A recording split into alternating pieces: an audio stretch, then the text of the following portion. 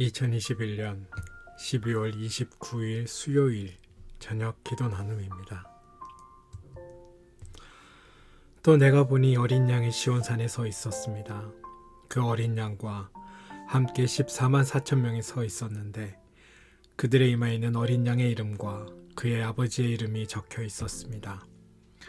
그리고 나는 많은 물이 흐르는 소리와도 같고 큰 천둥 소리와도 같은 음성이 하늘에서 울려오는 것을 들었습니다.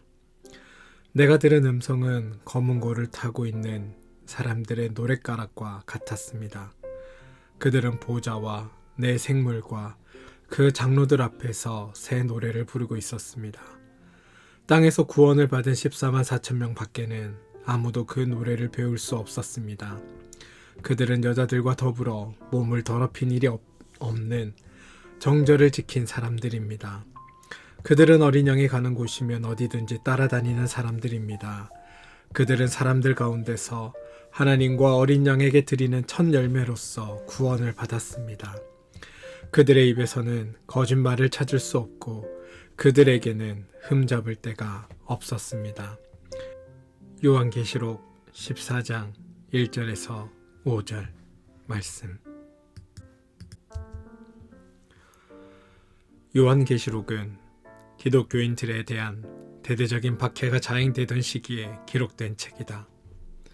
시한부 종말론자들 혹은 나쁜 의도를 가진 이들이 요한계시록을 자기 멋대로 해석해서 사람들을 미혹하고 있지만 이 책은 먼 미래에 일어날 일에 대한 예언이라기보다는 박해에 직면한 성도들을 위로하고 격려하려는 의도에서 기록된 책이다.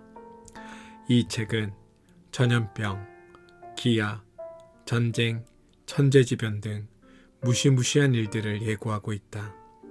성도들이라고 해서 이런 비극적인 일들을 피할 수는 없다. 성경은 이런 면에서 솔직하다. 예수님도 하나님의 뜻대로 살아가는 이들이 겪을 어려움에 대해 말씀하셨고 바울은 예수님을 믿는 이들이 겪을 고난에 대해 언급했다. 기독교인들도 어려움을 겪는다. 하지만 똑같은 고생도 사람에 따라 의미가 달라진다. 옛 세계에 속해 있는 이들에게 대격변은 기득권의 상실을 의미하지만 새로운 질서, 곧 새하늘과 새 땅을 내다보는 이들에게는 새 세상이 열리기 위한 산고일 뿐이다. 그렇게 그들은 고생을 고생으로 여기지 않는다. 오히려 믿음과 인내로 새 세상을 열어가시는 하나님의 일에 동참한다. 그들은 하나님을 거스르는 일들이 자행되는 세상, 냉담과 우울이 지배하는 겨울 한복판에 살고 있지만 하나님의 뜻이 이루어지는 역사의 봄을 내다보며 감사의 노래를 부른다. 요한은 시온산에 사는 어린 양이 서 있는 것을 보았다. 그 어린 양과 함께 14만 4천 명이 서 있었다. 문득 장엄한 소리가 들려왔다. 많은 물이 흐르는 소리 같기도 하고 큰 천둥 소리와도 같은 소리였다. 그것은 땅에서 속량을 받은 14만 4천 명이 부르는 노래였다. 그 노래는 그들 이외의 사람들은 부를 수 없었다.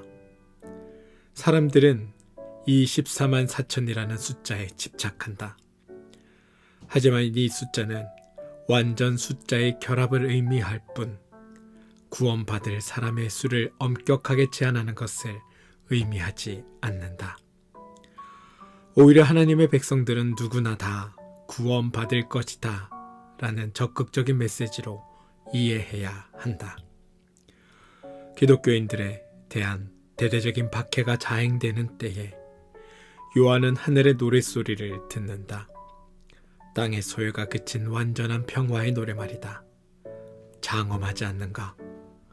그 노래를 부를 수 있는 사람은 누구인가? 첫째, 여자와 더불어 몸을 더럽힌 적이 없는 사람들, 곧 달콤한 보상을 약속하는 우상 앞에 절하지 않는 사람들이다. 둘째, 어린 양이 가는 곳이면 어디든지 따라다니는 사람들이다. 그들은 눈물과 한숨이 있는 갈릴리에도 아골골짝 빈들에도 주님과 동행하는 사람들이다.